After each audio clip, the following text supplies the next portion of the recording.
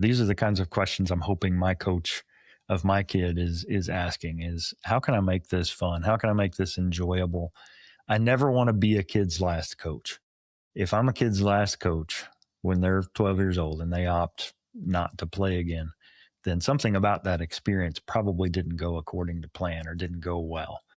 So I go back to the same idea about keeping it fun, making it something that they look forward to, not like a job. These are 12-year-olds. They don't have the cognitive bandwidth to approach it the same way a college or professional athlete would. They want to hang out with their friends. There's been quite a lot of research done on motivation in young athletes, and winning and succeeding consistently ranks like 20 or below in terms of reasons why they want to play. You are listening to the Beyond the Scoreboard Podcast, transforming athletes into leaders on and off the court with host Coach Furtado. Coaches, are you ready to take your passion for coaching and turn it into a full-time career? I know the challenges firsthand, but the Make Money Coaching Sports program helped me take BTG basketball full-time. If you're tired of juggling coaching part-time and want to fully focus on doing what you love, this business accelerator will give you the tools and support to make it happen. Hit the link in the show notes below to learn more and start living your dream. Hello, everyone, and welcome back to another episode of the Beyond the Scoreboard Podcast. I'm super excited because this is my first time doing a podcast with a guest in quite some time. Our guest is a performance scientist and coach who specializes in how to athletes navigate identity shifts and setbacks. We're seeing kids lose their joy for the game before they even hit college. So we're going to dive in on why this is happening, how we stop it, and all that good stuff. So welcome to the show, Dr. Toby Brooks. Thanks for having me. Really appreciate the opportunity to be with you today, Justin. Of course. So let's dive in right there, talking about athlete burnout. And we were having a little bit of a conversation before we hit record. And I shared the story with you that many of my seniors who I've been working with since they were freshmen are like burned out, don't even want to participate in state basketball playoffs. So before we figure out how we solve this problem, how did we get here? Yeah, that's a complicated question, but I think it really started from a good place for a lot of parents. And I know where I grew up, really rural, didn't have a lot of access to training and coaching. And I had a court behind a woodshed and I would just go shoot hoops. And, friends weren't walking distance away. Basketball was just what I did to pass the time. And once I got older and started having kids of my own, I thought, wow, it's really tempting to want to sign them up for development programming and take them to camps and get them exposure. And I will say without hesitation that my kids, they enjoyed sport, but it wasn't their whole identity. And they probably had a much healthier relationship with sport than I did, quite frankly. I'm proud to say I have 2 All-Staters. My daughter went All-State in choir. My son went All-State in baseball. And I don't think either of them played in an organized basketball game after the age of probably 12 years old. So it kind of broke my dad's heart. But at the same time, I wanted them to script which direction they wanted to go. And so when I say it's tempting, when we moved to Texas, I can remember when my kids were 8 years old being told, like, you need to get them on this travel ball team so that they can have it, like the idea of you're not going to be able to make your high school varsity team unless you make the right decisions at 8 was a very real thing. And whether that was travel ball teams, whether that was AAU, it didn't matter. There was just this constant pressure that if I'm not making the right choices and not scripting the path, that my kid's going to miss out. And so that's where this multi-billion-dollar industry in athlete development came from. And this notion that if I make the wrong choices with my 8-year-old, I'm going to hamper their opportunities when they're 15 or 25. That's a very real thing. And I don't know many parents that want to make the wrong choices for their kids. Right. But with that has become this kind of toxic youth sports culture where there are predators among us who are happy to take your money. And there are others who are well-intentioned, but maybe not well-informed. And then there are others that maybe are none of the above. And so you really, as a parent, you have to be cautious. But I would just say let it be organic. We kind of let our kids choose their own path, and we would support when we wanted to support. But I never felt like it was my role as dad to make you want to make the varsity team or play collegiately or whatever those goals were. That really had to spring from a very natural place. I want to touch on the athlete identity thing, but we'll come back to that. Talking about this decision, these temptations, when parents have these, youth athletes, age range 8 to 12, when they're looking at potentially putting their son or daughter in a travel team, in some sort of training or development, what are the things these parents should be looking for and considering before they hit click on buy now? That's a great question. One thing I really like to see is that someone has a year-round approach. And when I say year-round, not year-round in a given sport. One of my sons, we avoided travel baseball as long as we could, but we reached a point where the rec leagues in our community only went to 14. So after that, it really wasn't an option. So the coach we aligned with, shout out to TC Spruill, he had a couple of boys that were a year older and then a son who was my son's age. And they would do baseball stuff part of the year, but some other stuff the rest of the year. And there was community and there was belonging and there was development bigger than baseball. And baseball is certainly one where there aren't a lot of scholarships available collegiately. The competition in this NIL and transfer portal era, if you're a high school senior, you're not competing with people who are built and developmentally like you. You're competing with people that have 2 years of college stats under their belt. So I would just say, look at the big picture, choose references, try to avoid the it team. Every community has them. I say try to avoid them. That's probably a little simplistic. But look deeper at the it team. What makes them the it team? Is it marketing and is it bluster, or is there substance to it? At my son's high school was actually where I thought we had the best chance. They had a year-round program called Warbird, and it was strength and conditioning, speed and agility. It was athletic development. It wasn't baseball. It wasn't basketball. It wasn't football. It was all things. And if you go to, shout out to Lubbock Christian High School, and you watch a girls' basketball game or even a middle school football game, you'll see that those athletes move differently. They look differently. They communicate differently, and that's all part of the culture. So avoid the temptation to look for whether or not that it travel team or AAU team is going to get me into a showcase, and look at, okay, what are the chances that my kid plays collegiately? I don't know. If they're not great, let's build things that will last. Are you going to love being physically active when you're 22 years old? Or are you so tired of just playing basketball that you don't even want to lift weights anymore? You don't even want to play pickleball anymore. So I always tell people we've sacrificed the good of the 99 for the sake of the one. There's maybe that one athlete out of 100 that's going to play collegiately. Why are we training the other 99 in a way that's best for the one?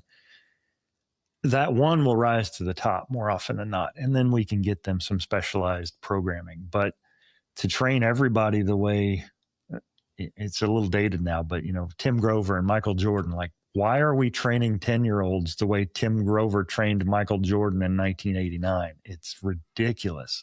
Learn to love to move. Learn to move your body in space. If I can shoot a basketball while I'm doing it part of the year, that's awesome. But how's that going to help me when the season changes and now I'm on the track team or now I'm on the baseball team? It doesn't. So long-winded answer, I know, but you really do have to do some due diligence. And not to scare people, but you can. I mean, that developmental window is a thing, and I don't want to miss an opportunity for my kid to become a proficient mover because all they were doing was swinging a baseball bat for 9 months out of the year. 1,000%. We talk about building their movement library, and I know you were talking about, the specialization of sport, right? We talked about, how to choose that right program. And you talked about the year-round approach. With that being said, when we're thinking about a year-round approach for, let's think everyone before high school, should they be specializing in one sport? I always use the example of when my kids were 7 or 8 years old, if all I would have done is listen to what they asked for, all they would have ever eaten was mac and cheese and chicken nuggets. Like a 7 or 8 year old lacks the perspective to know, even if they're saying, all I want to do is play baseball, all I want to do is play volleyball. Well, let's sprinkle some vegetables in there. Let's see if we can do some other things. If we can make speed and agility something that's fun, I mean, really what PE used to be is what athletes need at that age, just learning to move. You said movement library. Developmentally within the brain, the focal area for language development and the focal area for motor development are pretty proximal to one another. And for me to learn a second language at my age, I would have a very obvious accent. You would be able to tell that I wasn't a native speaker because I learned too late. My sensitive period has closed. When someone is raised in a multi-language family, they can be a native fluent speaker in multiple languages. The same is true with motor development and with movement. If I learn to decelerate when I'm 8 and I discover what doesn't work and what does work, then I move fluidly. And when I play tennis or when I go snowboarding on a mountain, I'm going to move better than someone that decided at 25 that they're going to start those skills.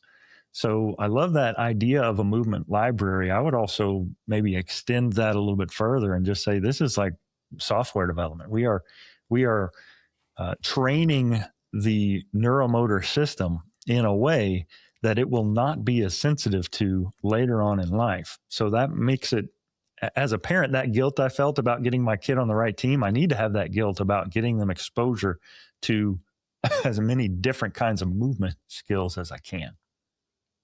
Absolutely. And with that being said, I'm going to kind of go into a selfish question because we have weights as a part of our plan. But for the 13U, 14U, our focus is just like body weight strength. But you are, sparking these ideas for me about maybe we just need to be doing different PE games. So for the coaches that are listening, what are some different like PE games that we can incorporate into our practices, whether it's baseball, basketball, that can just help our athletes become better movers? Yeah, it's not sexy because it doesn't meet with, the Kobe Bryant definition, that Mamba mentality or the grind and, work until you puke kind of thing, but it needs to be fun.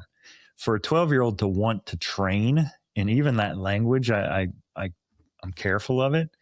I think just play movement is important. So lifting weights with the younger clients I worked with, I always said you earn the right to lift weights until you can show me good form with body weight. We're not ever going to load things. Once you do, then we can. Just simple things like tag and the difference between feed forward and feedback skills. If I'm a track athlete, feed forward, everything's in front of me. The line doesn't move. I don't have to respond to people in my lane. It is a known skill. And in rehab, we'll do feed forward things early on. If you tore your ACL and I'm asking you to hop in a straight line, you know exactly what the drill is, what you have to do. There's no reactivity to it. The next level of progression out of that is feedback skills. So that track athlete didn't learn any feedback, but that basketball player needs to. I've got to be able to react and respond to my opponent. I've got to be able to cut and move and avoid them, right? And so the same thing could be true in gameplay. If if we're playing duck, duck, goose, then that's a feed forward skill. I'm in charge if I'm it. If I'm one of the people in the ring, it's a feedback skill. And so just simple things like duck, duck, goose and tag. And I mean, what I found with younger athletes is they love the gadgets and gizmos. So I'll pull out the Perform Better catalog. I've got cones and I've got discs and we'll do agility ball stuff. But it's really just context. I'm using the same types of skill sets but I'm just using the gadgets and gizmos to create some novelty that gets them excited about it. Apart from that, speed work is great. Straight line stuff first, react and agility stuff. Light weights, deceleration training is key, especially for our female athletes. Learning how to land from just ground level, tuck jumps. Can you land without letting your knees buckle in? Before I have them jumping off of boxes, I want to make sure they can land in place. We know the risk for ACL non-contact in female athletes is anywhere from 5 to 10 times higher, depending on where you look, than their male counterparts. And there are a lot of reasons for that I can't do anything about. I can't change my female athlete's notch width in her femur. I can't change her ACL's tensile strength. I can change her neuromuscular control. And if you've watched 12-year-old middle school girls basketball, and you'll see that valgus collapse where they land from a jump and their knees buckle together. That's because they don't have the glute medius strength to keep everything linear. So we know there are mountains of evidence that tell us that plyo training or even just neuromuscular training for young athletes can mitigate that risk. We go from a 5 to 10x likelihood in females to roughly equal with their male counterparts. And it didn't require surgery. It didn't require supplements. There's no nutrition. It's just learning how to decelerate and the eccentric strength that it takes. So those are things that I think every athlete should do. In particular, my female athletes, they need to learn to land. They need to learn to stop, and to do so in a way with good motor control, good fluency. We want them to be a native speaker of athleticism. Okay, so just to make sure that I got that point, because I do coach girls, so this is something that's really important for me is teaching them, right, talking about deceleration and how to land with tuck jumps. Is there anything else that I should, or the other coaches that are listening that do work with our lady athletes, that we should focus on to reduce that ACL risk? Yeah, a couple of great programs I would recommend. The first is Cincinnati Sports Medicine Foundation. They have a program called PEP, Performance Enhancement. I can't remember what PEP stands for, but it is basically a standalone program that a young athlete, males could do it too, but in particular female athletes. And so this would be like a 45, 50-minute programmed session for injury prevention. And that's one model. I can tell you where I grew up, in a rural area where people have to drive 45 minutes to get to the gym. They're not super excited about doing hour-long injury prevention clinics. But a ton of research has come out of Cincinnati Sports Medicine Foundation. So that's one. The other is Santa Monica Orthopedics. They have a program that's similar, but it was actually built, Santa Monica, Southern California, big soccer area. And this was actually built to be similar programming, but implemented in a way that you could, as the coach, weave it into your practice session. So it's 10 or 15 minutes. It's basically a structured warm-up, and then you go and do all your soccer stuff. And so functionally or practically, that Santa Monica Orthopedics program is, and actually I said that wrong. PEP is the Santa Monica Orthopedics. Cincinnati Sports Medicine is called Sports Metrics. So I got that backwards.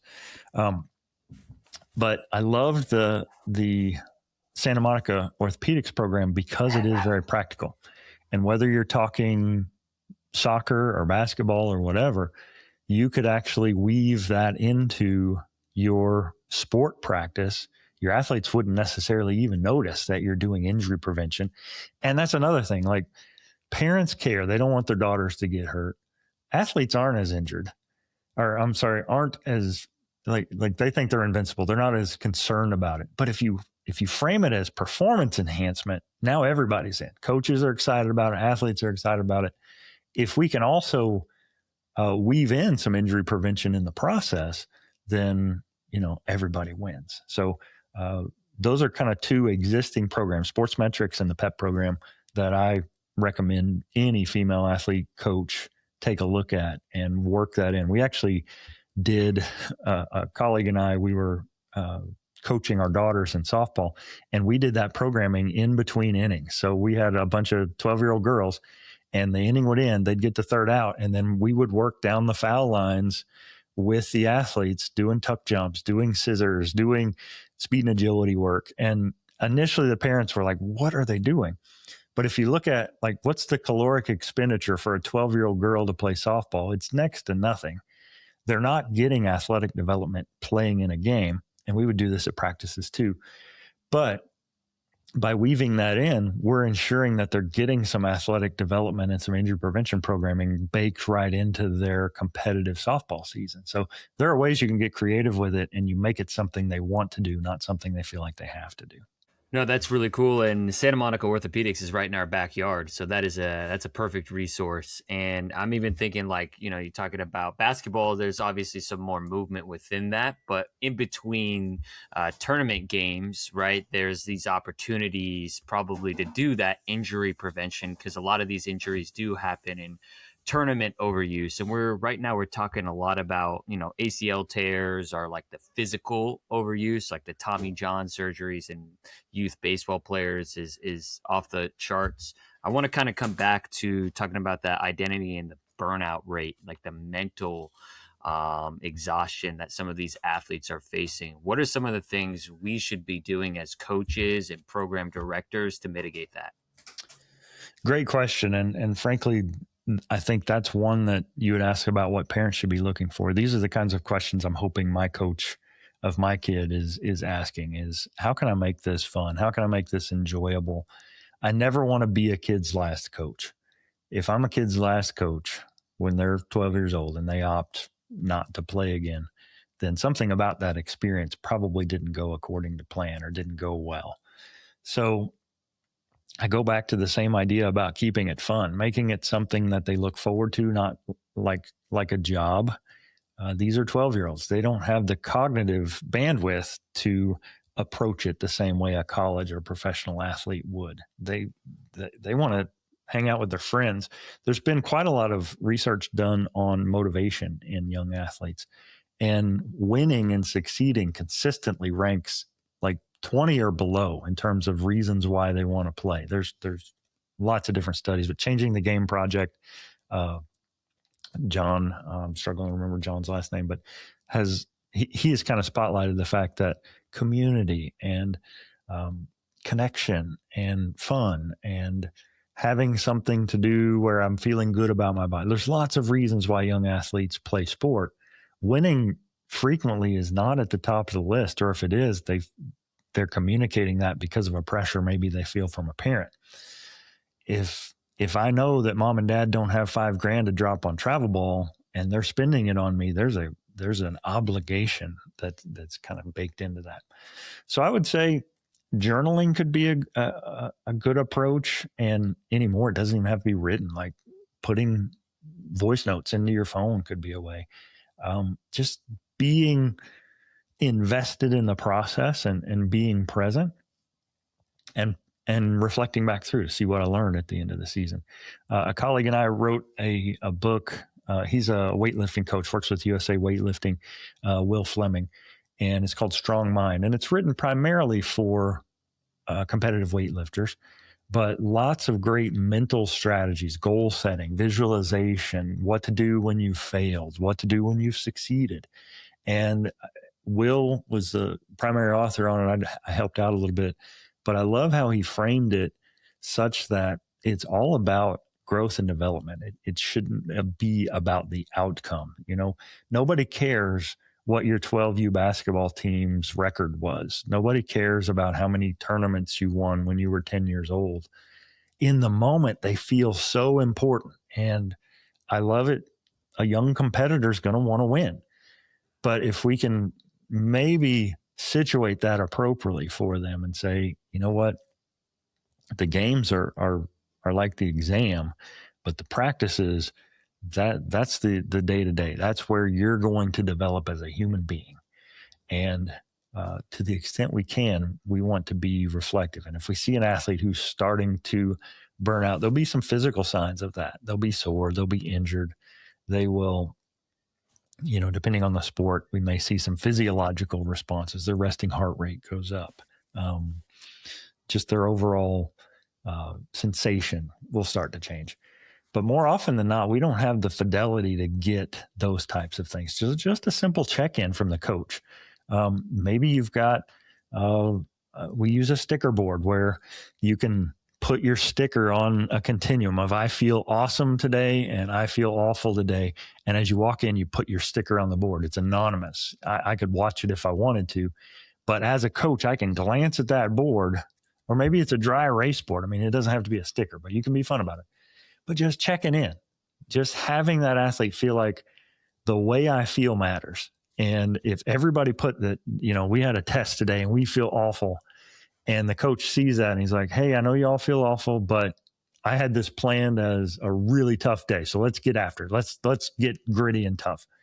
If you got a bunch of 12-year-olds, that is the wrong approach. Hey, I see you don't feel so hot. I'm going to change practice a little bit and we're going to make this fun. Or the converse is true. If everybody's feeling great, maybe we switch it up and we challenge them and we give them an opportunity to show us some things that they've learned. So I think being mentally agile is kind of key for me. And I want to model that for my young athletes, and recognizing that the best laid plans in the face of good, new, current data may need to be changed. That was on my notes before our podcast, is to talk about mental resilience, mental agility, because, upon doing some research, right, you talk a lot about, right, obviously we're going to fail in life, right? I think that's the beauty of sports, especially youth sports. It's a safe place for them to learn from their failure to help prepare them for life.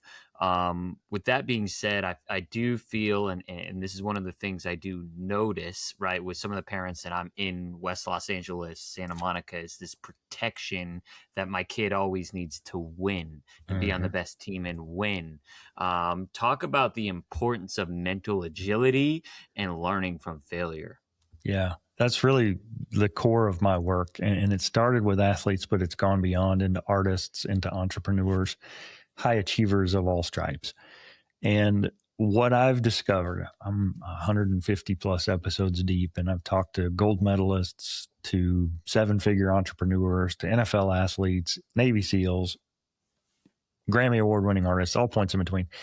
None of them had never experienced failure. Some of them had experienced intense trauma and incredible setback and adversity. And they would tell you almost to a person, it didn't go the way I planned, but I'm stronger for the way it went. It might not have gone the way I would have scripted the story, but because of that setback, it made me really realize what was important and what wasn't. One of my favorite quotes is, a smooth sea never made a skilled sailor. And we get a chance to develop skills when it feels like everything around us has collapsed in a way that just doesn't make sense.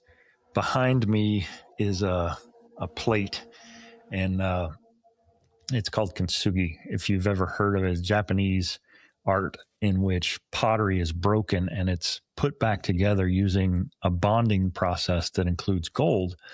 And so in the process, what was broken and in pieces and in shards, it was beautiful to begin with, and then it's broken, left for trash, and then the artisan puts it back together, and it's actually even more beautiful and still just as functional after the breaking process than it was before. And that's such a beautiful analogy that I can share with someone that's in the midst of a purpose storm, someone that's feeling like they're in the rubble and the unravelings of their life, to realize that this isn't the end of the story. It's literally the beginning for what's next to come.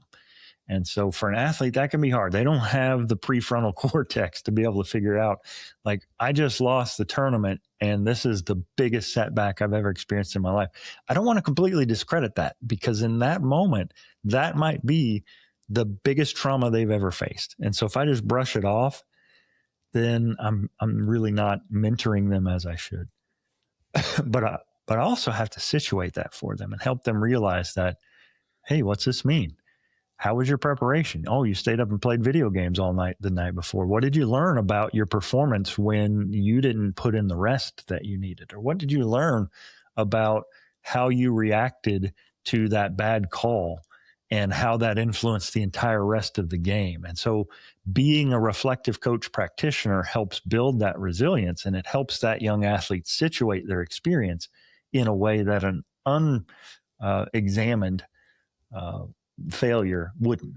No, that makes a lot of sense. And with that, I'm curious, what are some of the tools and strategies and conversations coaches and parents need to have with athletes? I'm going to steal that quote: "A smooth CA never made a skilled sailor."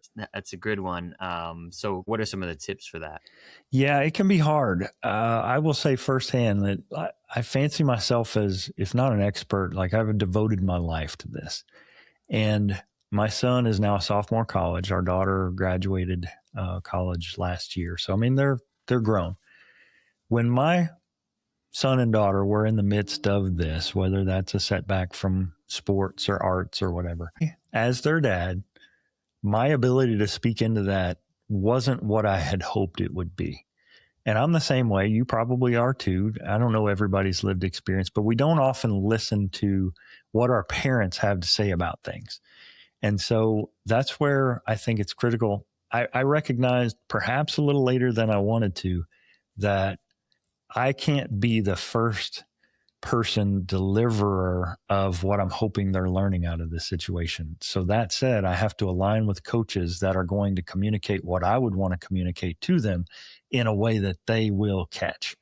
Another shout out, a past guest on my show, a guy by the name of Chris Softly. He was the AD and head football coach at Lubbock Christian. Just a godly man. He was critical for my son's development. My son would say he played baseball and football in high school. And he said, football was probably his third favorite sport. He played football because it was fun. It was something to do with his friends. They won the state championship in their division in Texas. So that was a big deal. I mean, the proof was in the pudding. He's now a college coach. But I knew that what my son was getting from Coach Softly aligned with my perspective, my view of using your body, my view of how to train, how to prepare psychologically, what it means to be as best I can be and in growth mode. And so I didn't have to say it. I had a coach who was in my son's ear, who he respected and who he would listen to, who wasn't dad. And those messages that I wanted delivered were received in a way that they never would have been if it was just dad chirping on me. And so for a younger parent, find alignment, if you can, with the people who do command your son or daughter's attention. If you're that coach, it's not a bad idea to check in with your parents once in a while and say, hey, here's what we're going over this week.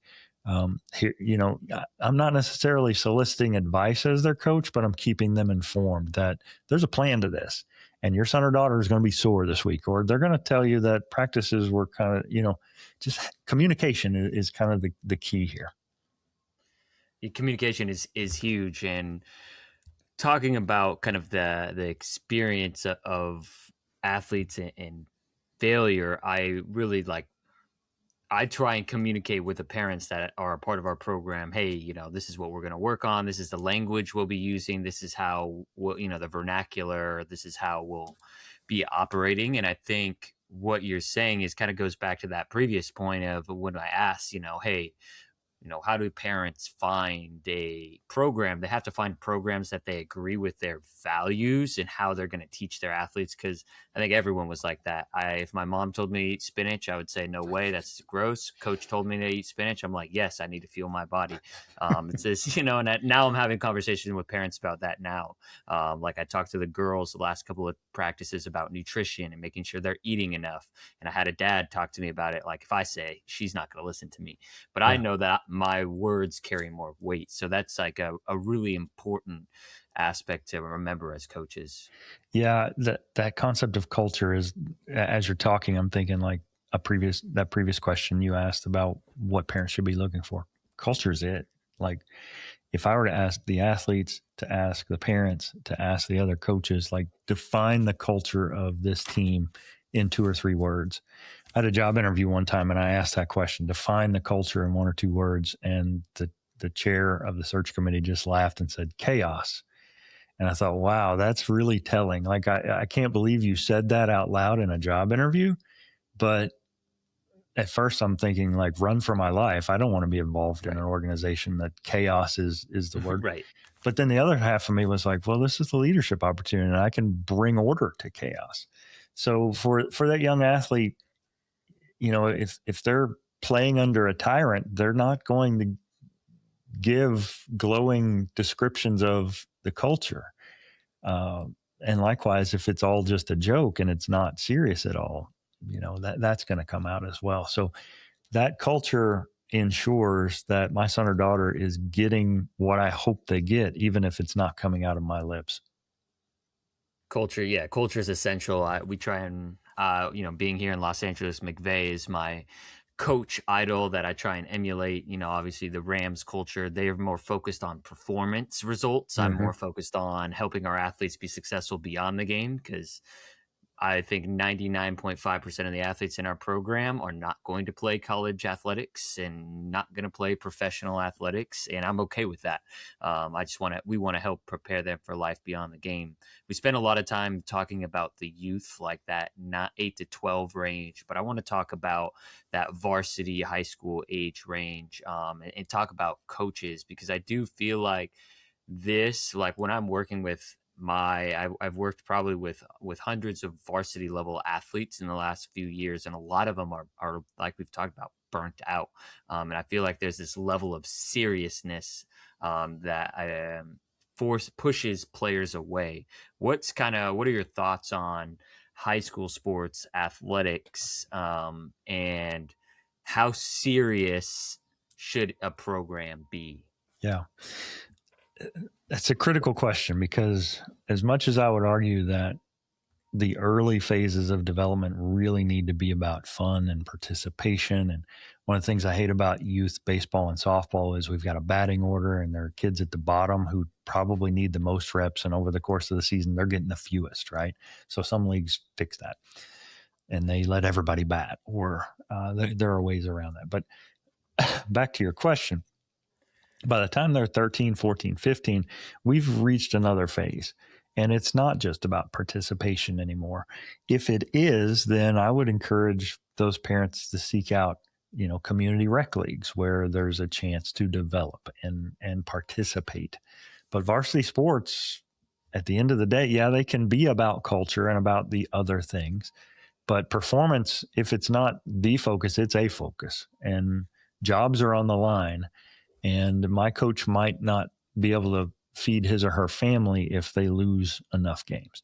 So the thing I really like about high school sports is that you don't get to pick and choose your coaches. You get what you get. And that's a life lesson.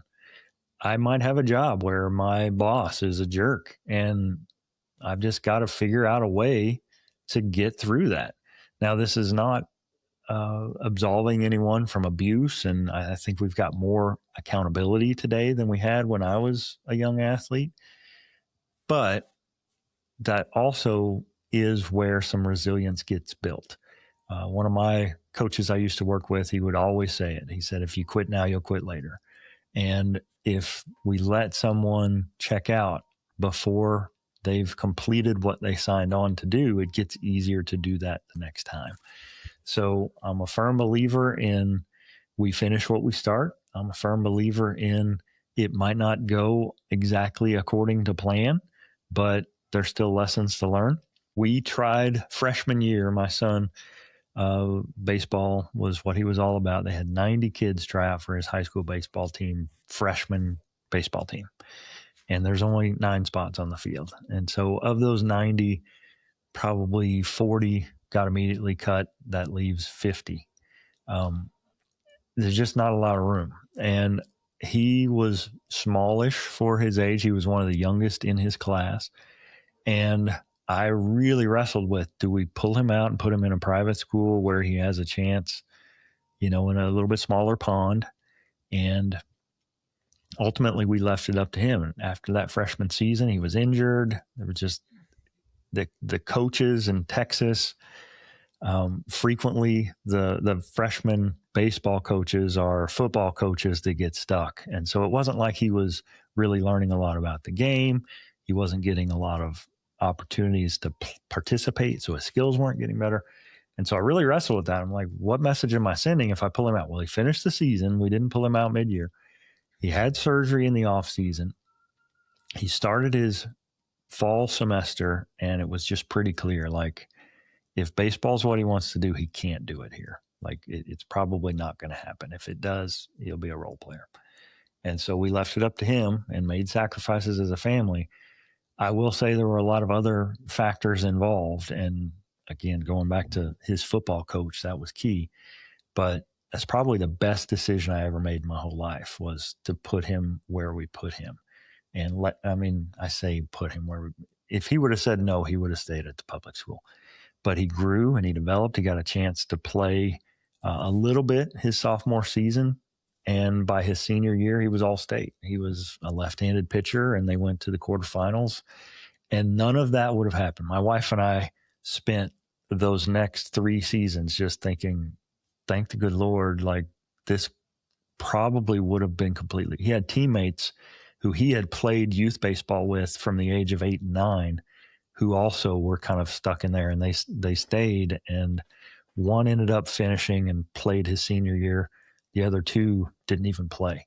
And we talked to those parents and they said, we looking back, if we would have known what we know now, we probably would have moved him, because your son still loves the game. He's still getting to play. It's a great environment. He's developing athletics. Today, my son doesn't play baseball, but he plays pickleball. He goes to the weight room every day. He loves to move. He has a healthy relationship with his physical self. And that's not something I see in a lot of athletes. And particularly those that focus laser specificity over time, is, like you said, like, as soon as we open the door, they run. It's like that dog that has, the great living space inside. And as soon as the door opens, they run out. Like, if that's your athlete's response as a coach, I need to tap the brakes and think, what have I done that makes them so anxious to get away from this? Because that's not, the love of the game is a thing, and that can be built and cultivated. If they don't have it, and quite the contrary, they hate it and they want out of it, then I need to make some tough decisions about what I'm doing and how I'm exposing them to the game. Right. And I'm sure in hindsight now, it's easier to remember and think, oh, this was the best decision. But in that time, you're probably like, well, shoot, like, there's a lot of thoughts going on in your head, I can imagine. And I know that it's an experience that a lot of parents here in Los Angeles experience as well, is, do I send them to this public school, this private school? They could probably play freshman or JV. They're not playing varsity, because that varsity team just gets transfers to come in. But that school is so good academically. So a lot of those choices, it's cool. It's good. It's a good thing that we're in this big area and they have the options, because not everywhere in the country there are options like that. But those are all the things that these parents are experiencing. So I really appreciate you sharing your story on that. And as we wrap up in the final couple minutes of our episode, what would be your final kind of piece of advice for the parents that are listening to this on helping guide and shape, because you talked about having that conversation with your son. Hey, what do you want to do? How much agency do you give to them versus like, no, I don't think this is going to be a good fit? Yeah.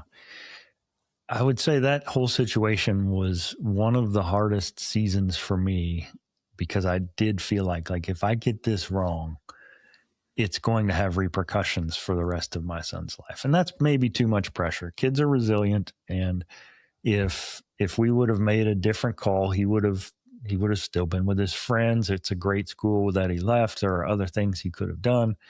But I really do feel like that one decision changed the trajectory of his life. He wasn't a big proponent of the weight room, because what he experienced as a junior high schooler and a freshman didn't make the weight room seem like a place a 13 or 14-year-old wanted to be. It was a place for punishment and grueling workouts. And it wasn't something that probably was going to stick. but where he went, it was a daily thing, and it was a way to see growth. So for the parent, I would say, first of all, realize that the decision is important, but don't be so paralyzed in that moment that you don't act at all. I really felt in the bottom of my heart that he's got more baseball in him. He wants to do this. We'll make one move. Okay. I wasn't, you see these transfer portal players, and that's their fifth school in 6 years. Like, we weren't going to keep shopping for a place for him to play baseball. We really felt like we'll make one and only one move. If it didn't work out, he would have gone back to the public school. That would have been the decision. I wasn't going to shop him to try to find a place. And I think that sends the wrong message. I wanted him to know that I believed in him. And I felt like in that instant, like, is he going to think that, oh, Dad thinks I can't make the varsity baseball team at this 5A Texas school?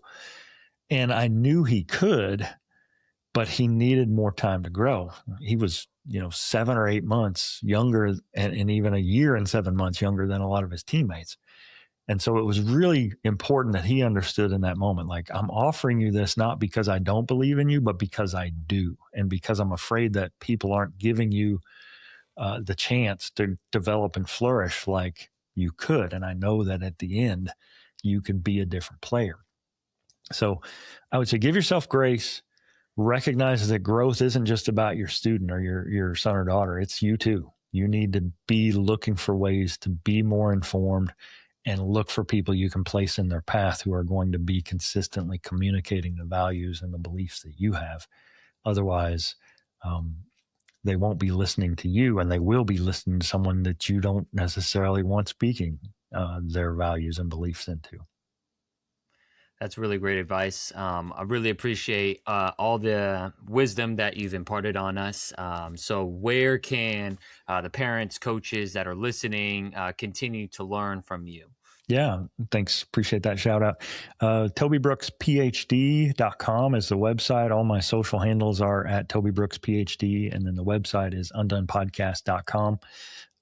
Happy to answer any questions. I'm active on social, so if anyone has specific questions, I'd be happy to answer anything. They can connect however they would like.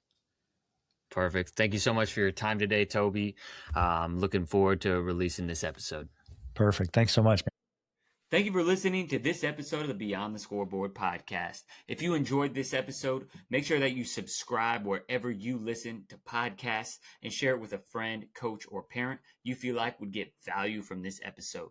It's our responsibility to impact as many parents and coaches who are the ones that are impacting our athletes. That's how we create a ripple effect. So thank you for being a part of our community, and we look forward to serving you all next week.